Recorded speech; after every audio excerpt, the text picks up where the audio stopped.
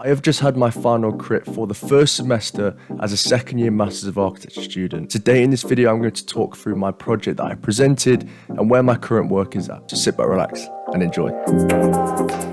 Okay, yes, what's going on, ladies and gents? Welcome back to a brand new video. As I just introduced, I had my final crit 2 days ago and it went pretty well. I'm currently at a stage where we're going into Christmas. I've got my portfolio submission in January.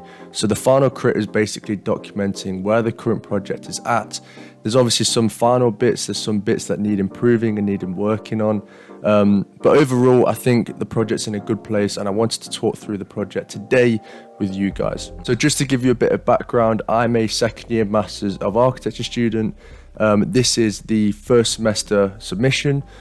So the semester is broken down into a portfolio 1 and then semester 2 is portfolio 2. So we've got our portfolio 1 submission in January. So without further ado, let's dive into the work. So the project started with a movement study. So we had the option of whether to basically study a mechanical movement, a natural movement like trees, nature, etc., and then people. And so I decided to go for a mechanical movement because I thought you could get some really nice visuals and drawings out of some mechanical movements.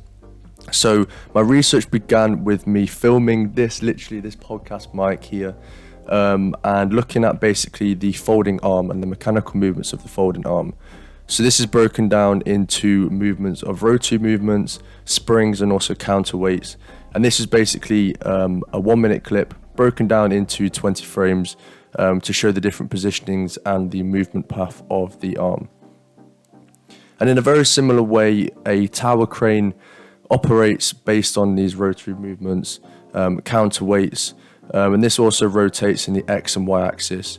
And so this was continuing research into these movement studies and basically breaking down a film or a video into individual clips and basically creating an abstraction of the movement and the movement geometry to be able to get some kind of research and some information out of it. So by tracking the movement points of the tower peak, the jib rotation and the end of the jib, I began to get some kind of movement geometry at each frame.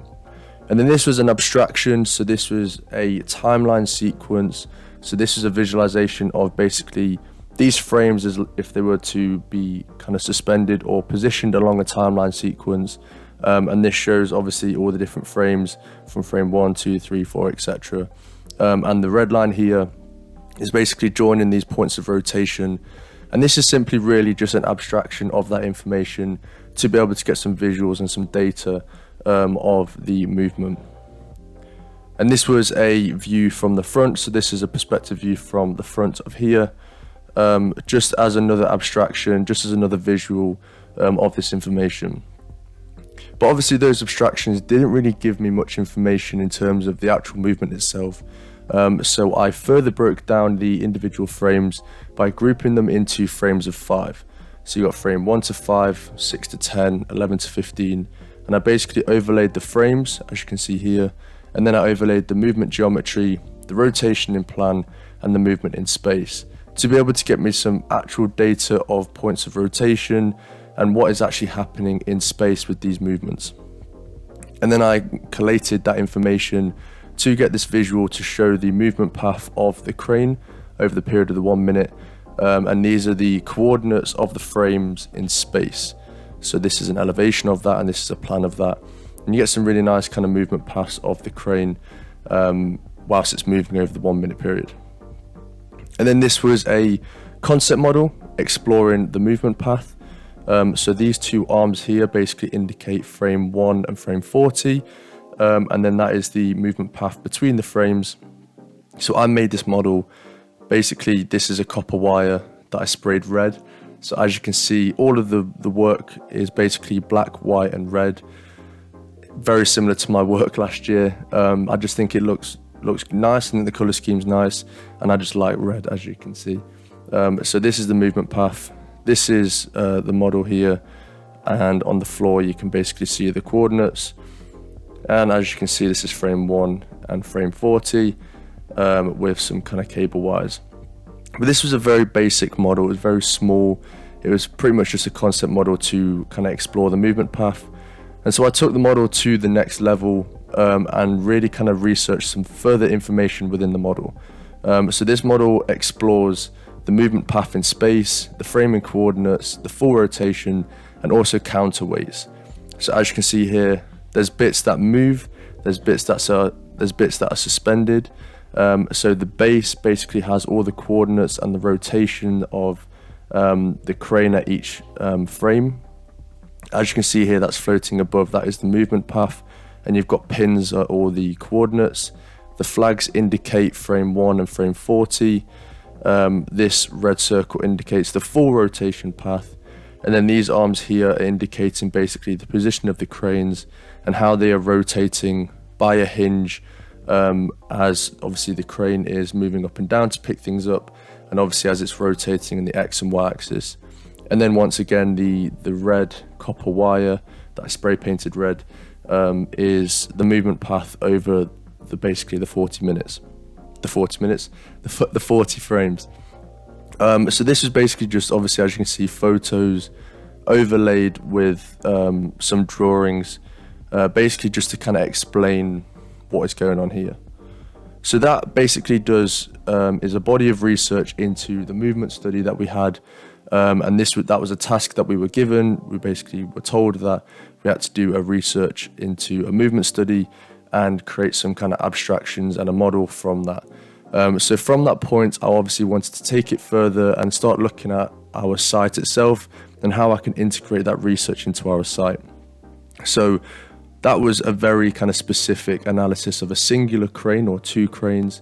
And then I wanted to look at the wider kind of logistics network at a Europe scale and also a world scale, and then zooming into our site, which is Antwerp. So I wanted to look at the Antwerp port logistics because I felt it made sense for me to look at the port, because there's obviously a network of cranes, there's a network of crane movements. So you've got obviously ship-to-shore cranes, you've got gantry cranes, you've got straddle carriers, you've got AGVs, you've got trucks, you've got trains, all working together as a network, as a system of logistics. And so I thought it was kind of tied well into my initial research. So basically moving between different scales, obviously going from a very micro scale and then going into a really macro scale of pretty much a world scale of ship vessel movements. So this is a map here of the ship vessel movements over a period of 1 month.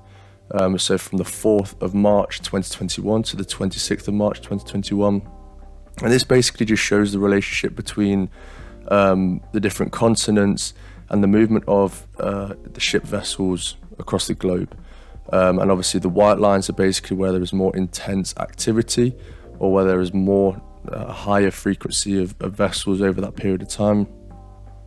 And then zooming in further into Europe, and as you can see, Belgium and Antwerp is very central in Europe, which makes it a really key port for Europe and the transportation of goods and the logistics, which makes Antwerp really interesting in terms of its port and the logistics that kind of come with that.